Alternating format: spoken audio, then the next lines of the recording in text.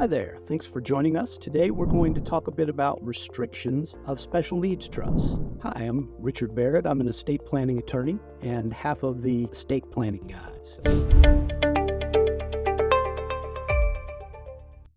So what if you have a special needs trust for your child who has some special needs? Well, you probably know that one of the purposes of that trust is for you to be able to, and relatives, anyone who wanted to contribute, to be able to put money in a place that would help the person with special needs without disqualifying them from needs-based benefits, mainly Medicaid and Supplemental Security Income, or SSI. So we want to make sure we're doing things the right way, following the rules, and a lot of people find that a special needs trust is fairly restrictive in what you can pay out and what you can't pay out without damaging eligibility for those benefits. So one of the keys to understand is that the purpose of a special needs trust is to supplement and not supplant. Supplement and not supplant what government benefits will do. That means we need to be sure to give government benefits a try for any expense that we think the government may be able to help us with a needs-based benefit. And only if we find that expense can't be covered by a special needs trust without violating the rules, then we use the money within the special needs trust.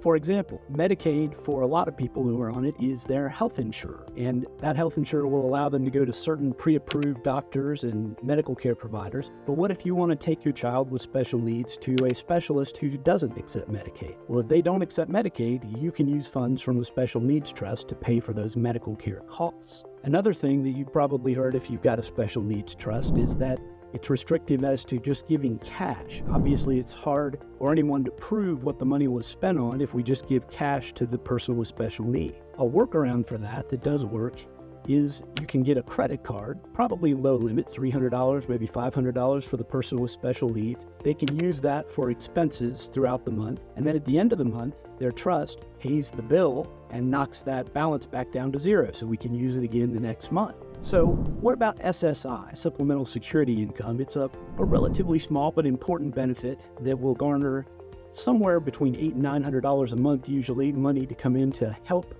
with the lifestyle of the person with special needs. But there are some restrictions to what you can and can't spend money on for SSI to continue. One of those you may have heard of is food and housing. You're not supposed to pay for food and housing with SSI resources. If you do, the SSI resource for that month would be cut down typically by a third, so maybe from $900 down to $600. But all in all, the balance that you find, the good that comes out of paying for that rent for a good place to live, may outpace the distastefulness of having 1/3 of the SSI benefit cut for that month. But there is another workaround that a lot of people don't know about.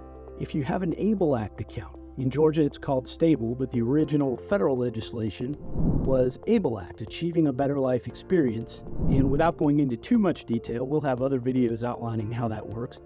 But basically, it's a special kind of bank account that a person with special needs can put up to $17,000 per year into that account. And it can accumulate up to $100,000 before it affects SSI eligibility, and somewhere between $300,000 and $400,000 before it affects Medicaid eligibility, at least in Georgia. So this is a really good tool, and one thing you can do is the Special Needs Trust could make transfers the same amount every month to the ABLE Act account.